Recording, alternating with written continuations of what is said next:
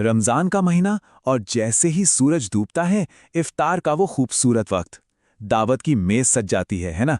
तरह तरह के पकवान, शरबत, मतलब दोस्तों और परिवार के साथ एक जश्न का माहौल। लेकिन इन सब के बीच आज हम रोजा खोलने की एक बहुत ही खास, बहुत ही पारंपरिक प्रथा को समझने वाले हैं। तो देखिए, ज्यादातर हम सब इफ्तार को कुछ ऐसा ही समझते हैं, बहुत सारे लजीज खाने से भरा हुआ। लेकिन जरा सोचिए, इसके बिल्कुल उलट एक और तरीका भी है। एक ऐसा तरीका जो एकदम सादा है, जिसमें सिर्फ खजूर या पानी होता है। ये एक सदियों पुरानी गहरी परंपरा है और आज हम इसी के बारे में थोड़ा और जानेंगे।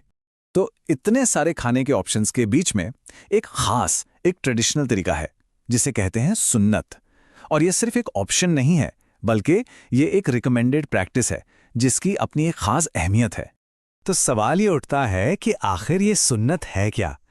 आसान लफ्जों में कहें तो ये पैगंबर मोहम्मद का पारंपरिक तरीका और उनकी जीवन शैली है।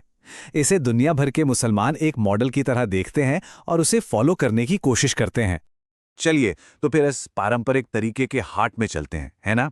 अब ये समझना जरूरी है कि ये सिर्फ कुछ चीजों की लिस्ट नहीं है, नहीं, बल्कि ये क्लियर ऑर्डर ऑफ प्रेफरेंस है।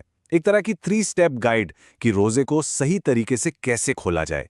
और इस प्रैक्टिस का जो बेस है वो सीधा ट्रेडिशन से आता है। एक हदीस में जिक्र है कि अल्लाह के रसूल नमाज से पहले ताज़ा खजूरों से अपना रोज़ा खोलते थे। बस यहीं से हमें पहला और सबसे प्रेफर्ड ऑप्शन मिल जाता है।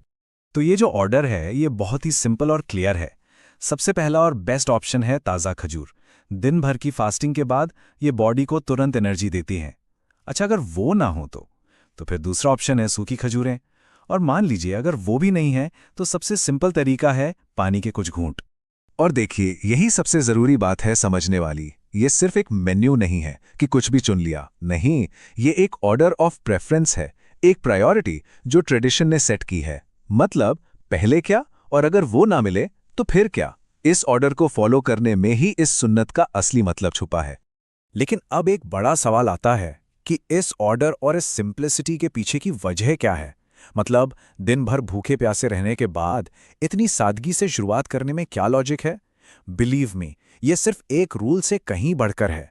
इसके पीछे गहरे स्पिरिचुअल मीनिंग्स हैं। इस सादगी में ना कई गहरी बातें हैं। एक तो ये है कि हम एक परंपरा को निभा रहे हैं।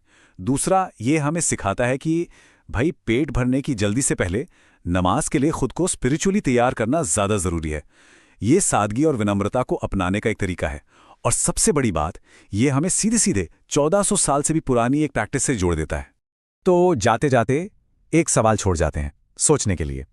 जश्न और दावतों से भरे इस महीने में जहां हर तरफ इतनी चमक दमक है, उस सब के बीच अपने दिन की शुरुआत इतनी सादगी से करने में आखिर कौन सी खास बरकतें और कैसा सुकून छपा हो सकता है।